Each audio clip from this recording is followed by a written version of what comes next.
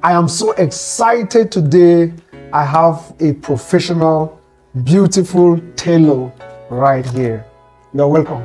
Thank you, sir. So tell us, what is your name and tell us about yourself. Right. My name is Patience Palmer, and I'm a tailor. Yeah. I think I've been into tailoring. I had passion for tailoring since when I was kind of a little child. Wow. This is what I do when I was a child. I normally go to tailoring houses, pick pieces, and then try to create something out of it for my toy. And from there, when I get to the secondary school, we had a subject that's an entrepreneurship subject, which is clothing and textile. Yes. So I got to know that I love tailoring when we were asked to choose between clothing and textile or food and nutrition. As of then, a lot of my classmates were rushing to food and nutrition. Of course, everyone loved food because during the practical session, you get to eat, you get to hear. So everyone loved the food session. So I think it was about 8 of us out of 100 in our set that went for the clothing and textile. Wow. You can imagine. Wow. Taking the clothing and textile wasn't an easy thing because it involved like hard work. Yes. I remember there are times that I have to injure myself with the sewing needle because I was trying to learn how to pedal the sewing machine. Wow. So that's how it grows. Yes, that's how it started. Wow. I had love for it. And now you're professional. Yes. This is what you do professionally. Yes, I do it. Okay, I actually started with the female clothing. I learned the female fashion. Yes. But then this particular male fashion, I'm not the one that made the production. Okay. Yes, so I work with a fashion brand which is Sim1 Fashion. Okay. I work with the CEO of Sim1 Fashion as his personal assistant. Okay. Yes. So do you sew clothes? Like, do you sew clothes? I mean, do you cut and sew?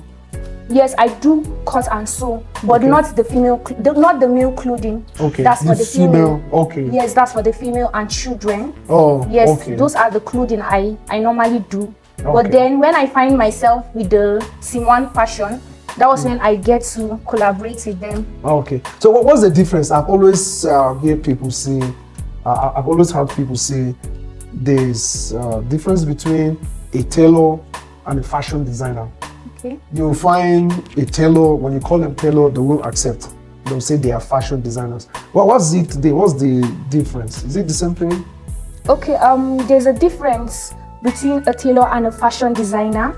Okay, in the fashion industry, we call it the branches. So it is all under the fashion industry, but then the tailors are basically those who handle the sewing. Okay. Yes, they are basically those who handle the sewing in the fashion industry. Yes. While the fashion designers, the reason why they are called fashion designer because they design the clothes. Okay, yes. with pencil and paper. Yes, and all that. Yes, they design it with pencil and paper. But then because we're in the technical world now, there's what we call digital illustration. Yes, you can use system to design clothes too as well. Yeah. Yes, apart from the hand sketching. That's right. Yes, you can also use the digital aspect. Yes. So that's basically the difference. But the fashion designers and the tailors, they work hand in hand. So there's where you see the fashion designer designing clothes and then giving the tailor to bring out that design into light, like into what we are wearing, like this. So what does it take to be a very good professional tailor? What does it take? Okay. It takes number one, it takes your passion for the work. Yes, exactly. It takes your passion for the work. You have to have passion for it. You have to see that you can do it. Although a lot of people, tailoring is a very, very difficult skill.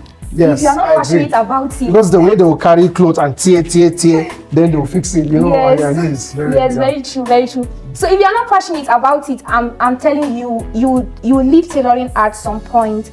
But then number one, you have to be passionate about it, and then number two, you have to be focused. Yes. Because there are days that even when you are passionate, you can see something, the practical aspect, and when you get to learn, when you go back to try it, you see that what you have, like when you're watching the tutorials, you're like, I get it, man. But when you come to practice it on your own, it's something else. Yeah. I remember there was a time my mom asked me to sew a blouse for her. So after taking, I know that I could do it. I've watched tutorials, I've asked questions. Yeah. But when I sewed it, man, when she wore it, it was looking like she was looking like a monkey. I was like, what is this? Like, what is this?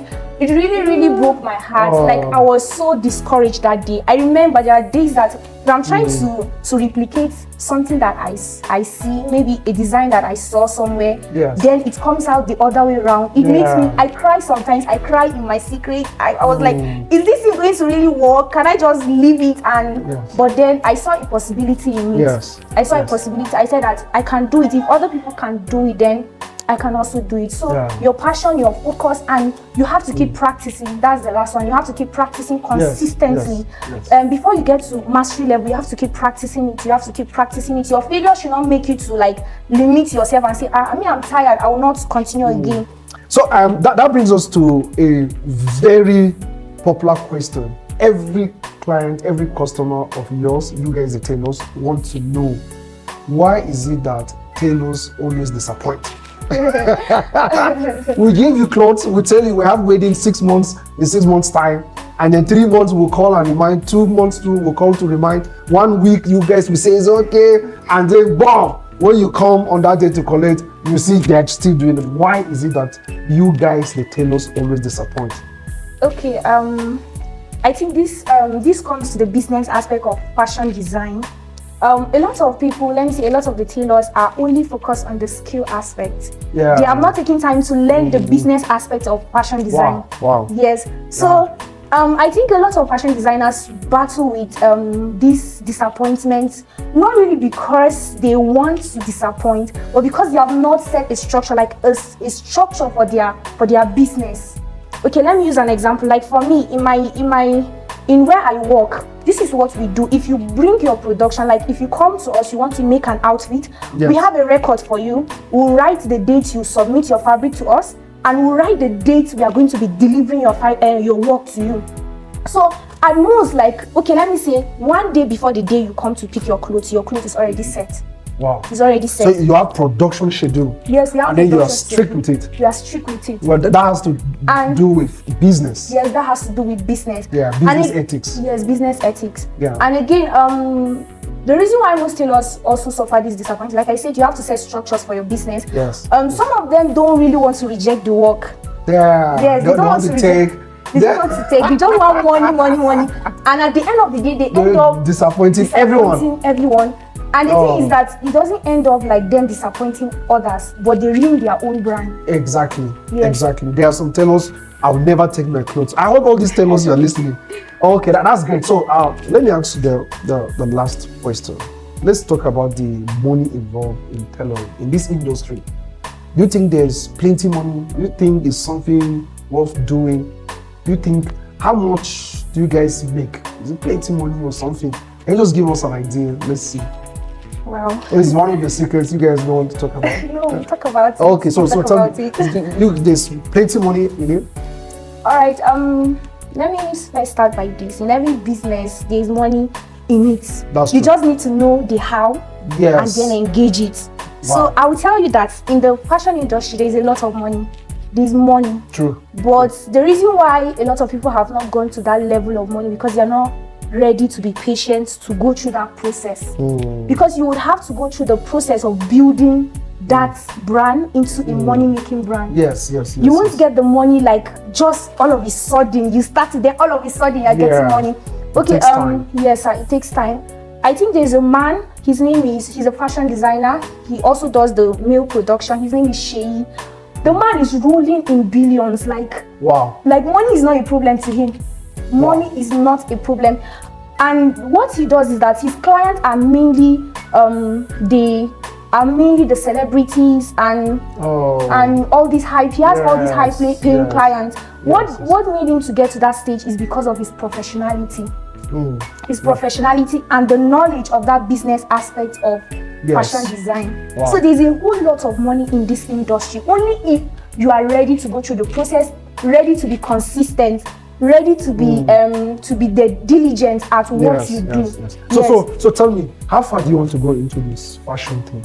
Wow, I had dreams. I love the way you started with wow. Like that's already giving me the answer. Like Yes. Oh. I really have so much dream in this fashion something. I remember, okay, I'm a graduate of University of Jos. I just graduated this year. Okay, what did you study? I studied religion and philosophy education. Okay, and you're not going to practice that? I'm not going to practice that. Of course, I'm not going to practice that. Okay. I hope your lecturers are not listening to this. Well, okay, don't mind. Everyone right. has his own, All right, so I really have passion to the extent the way I incubated the passion for this stuff to some extent. I sometimes dream about it. Like in my sleep, I see myself. I really want to have this fashion showroom where already made production for male clothing are there. Yes. Like I just want to be a stylist. Like I want to go really far in this business. Fashion, I really want to go far in this business. If someone should ask me what is your profession, I'll just say I'm a tailor. I'm a tailor. I like that. I remember when I was sharing it with my mom, she was asking me what next. Are you going for your masters? Are you going for? So I told her, I want to go to a fashion business to learn more about this. What did she say? She was disappointed in me. She was disappointed in me. Like, you mean after paying your school fees, you want to go to tailoring? But I'm sure very soon you should be proud of you. Yes, you'll be so proud of you. so. Let's look at some of your products. Okay. Yes, this is for men. Yes, this for men. What do you call this? We call this the kaftan. Okay, kaftan. Yes, though some other parts of the southern part they call it senator wear. Okay. The reason senator. why, and then also even here we call it, the reason why some people call it senator wear because it is associated to a political. Most of the politicians, if you observe, they love to wear something like this. Yes. So you can either call it kaftan or the senator wear. And this design actually is basically for like the area, what you call it, the northerners. Okay. Yes. Okay. If you observe this style and this one, they are not actually the same. Yes. We call this the south design. Okay. Yes, south. Oh yeah, I can see the difference. Yes. This one has round neck. This one has round neck. Yes. Yeah, round neck with no zip here, no button, no pocket. This one has Yes, so that's the difference. So this is south. Oh, okay. South. So let me ask you, like, how much is this? Let me see if I can buy. Okay, like this one, it costs 23,000. Okay, 23. Yes, plus the fabrics and the sewing. So once I give 23,000, I take this. Yes, sir. Plus the trousers. Yes, plus there's cap. No, there's no cap. What about this one, the senator? This one is 20,000. Okay, why is this one more expensive? Why is this one? South? Yeah, you said 23? Because of the design here. Okay, yes, the design. Yes. So this design, we are not the ones that do it. Can I have my own design? Must it be this? You can have your own design. I can. If you have a pattern you would love to produce, you can have it. Okay, wow, this is great. Yes. I wish you the best, and I'm looking forward to a day that you're going to rule the world with this fashion thing. And I'm so excited because you're so passionate about this. You're very intelligent and you know this very well. Yeah. I wish you the best. Thank you so much. Patience, blessing. Yeah, you said? I have something to say. Okay, share something to say. Okay, I have something to say. You can venture into the fashion business without being a tailor. Oh. Yes, you can venture into this is very important.